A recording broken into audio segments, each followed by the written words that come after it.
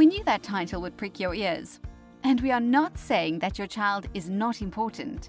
What we're saying is that, like with any human in your life, boundaries are important. It's teaching children that there is a time and a place to talk, to not interrupt, to understand that the world doesn't and will never revolve around them. If our children learn this from a young age, they will be better equipped as adults, and that's our job as parents. Welcome back, family. We're so glad you're with us today. Let's delve into 10 reasons why your child should not be the most important person in your life. Number 1. Parents set the rules, expectations, model love, compassion, and communication. A letter written by John Rosemond, titled "Your Kid Should Not Be the Most Important in the Family," spiked a varied response from parents. But before you indignantly claim he's speaking rubbish, hear him out. He says that it's the parents that should be the ones setting the rules, the ones who the children learn from. They emulate the way you love, your compassion, and how you communicate. His point is that should we give these important tasks to children to run, our lives would be chaos. And many families' lives are chaos because of this. Children are making the rules, telling their parents how they expect them to act, and it's not healthy. When did parents lose their voice? So we reiterate, your children are important, but in your family dynamic, would you still say the most important? Number 2. Entitlement is a downfall of children who are the most important in the family. Family, there are so many books and articles and papers discussing this theme. Entitlement and how not to raise entitled children.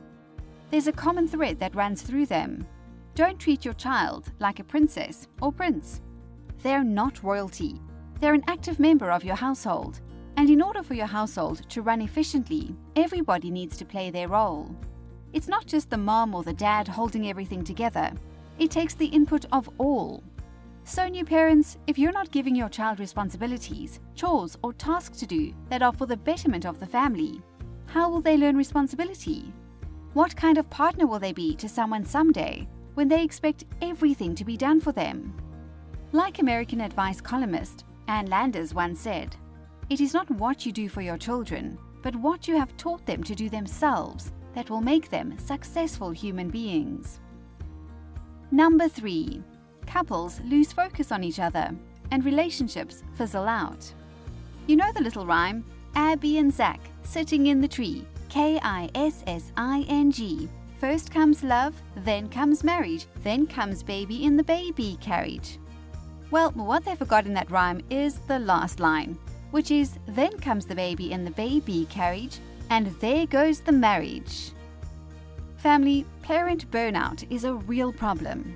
Psychology Today says that therapists have seen a huge spike of parents seeking counseling as they're unable to cope with the stresses of parenting.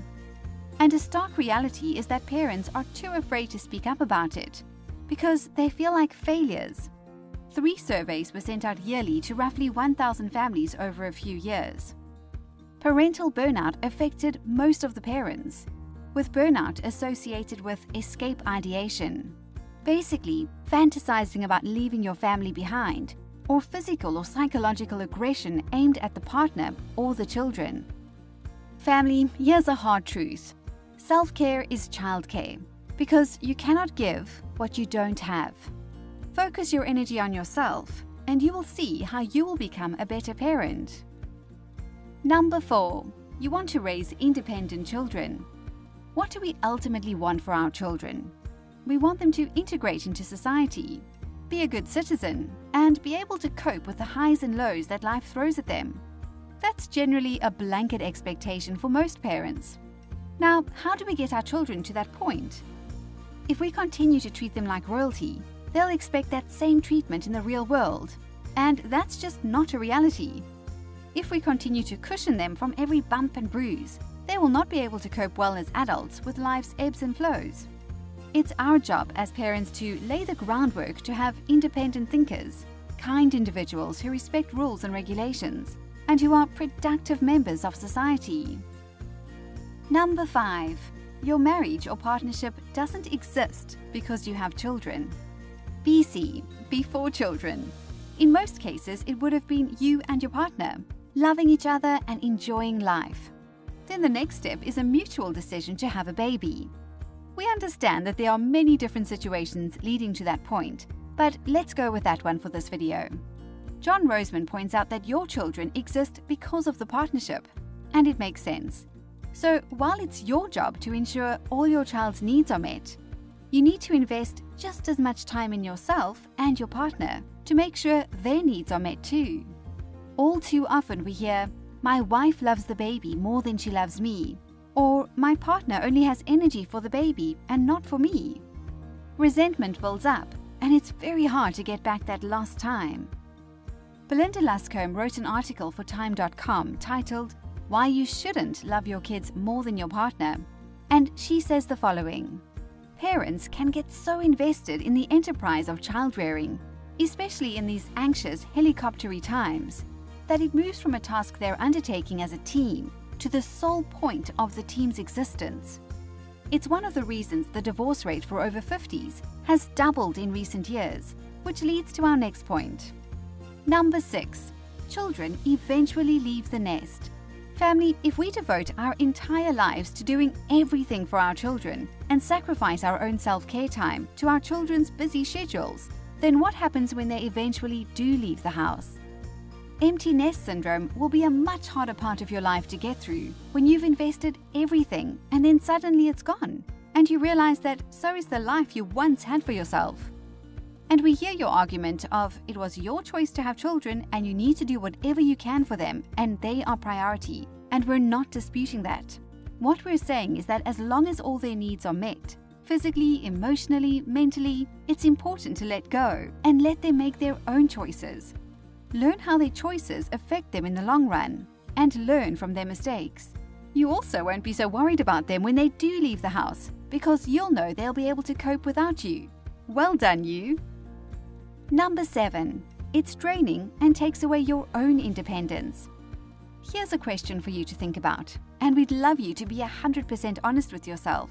Would you like your children to parent their children the same way you're doing it right now? If your answer is yes, then why are you even watching this video? If your answer is no, then it's up to you to make the changes.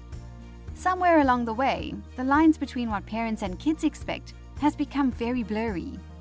When was the last time you and your partner went on a date without your children? Can't even remember? Then phone a friend to look after your child. Grab your masks and head out for some one-on-one time. Your children need to see you spending quality time together, so they can make the same investment with their own partners one day. This time, do it for the kids. Number 8. They will have a misguided idea of how life really is. Family, we're going to have a look into the future. Imagine your grown-up child is sitting in a board meeting and the CEO of the company is speaking. Next minute, your adult child interrupts him and starts speaking over him. How will that go down? We assure you, not well. Here's another scenario. Your adult child is on a date and is at a lovely restaurant with a lovely person. The food takes a little longer to arrive at the table and your adult child starts whinging and complaining, saying, "When will the food be ready? I'm hungry," or "It's taking forever." Wow, that date will be out of there ASAP. So why do we let our children think that they're more important than the CEO in your family, you and your partner? Why do we let them interrupt the conversation to have them bulldoze it into another direction, which is usually not even mildly associated with the topic at hand? Kids need to learn their place and when they can and cannot speak. It's a lesson that they can take with them throughout their adult life. Number 9. Don't be misguided by picture-perfect parenting images you see on social media. There seems to be this illusion that when you become a parent, you automatically know what to do and that it will be an effortless and easy transition. But it's not. But what happens is parents are bombarded with picture-perfect images of Pinterest parents, making gingerbread houses from scratch, and then growing the vegetables to make the perfect organic meal. Or their children are wearing the latest designs from Dior. So you try and keep up with the Joneses, and you inadvertently create an unrealistic expectation for your children.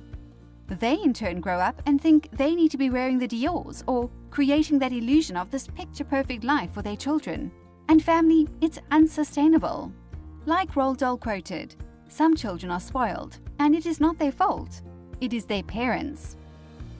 Number 10.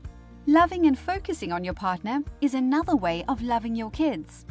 Family, can you imagine how much stronger your relationship with your partner would be if you loved them as much as you love your children? Or if you forgave your partner as easily as you forgive your children? Or what about spending equal amounts of time with your husband or wife as you do with your children? Would you agree that your relationship would be so much stronger than you ever imagined? Would you agree that you and your partner would find parenting easier as a team because you'd more than likely be on the same page? Would you agree that it's at least worth a try if it means you could have a happier relationship, happier parents, and ultimately happier kids? So, here's our question for today. What are your thoughts on the idea that your children should not be the most important people in your life? We'd love to hear your thoughts in the comments below. And because you stuck around, we thank you. Here's a bonus fact just for you. In an ideal situation, your significant other, or SO, will be with you before the kids, during the kids, and after the kids. So always remember who will be with you for the rest of your life. Your children will go off and live their own lives, and then it's just you and your partner. So enjoy each other, love each other, and support each other. Remember what Dr. Tim Elmore once said, "We have to prepare the child for the path, not the path for the child." Thanks for watching, family. We are so glad you did. We have plenty more videos. Just remember to subscribe, and we thank you for the thumbs up.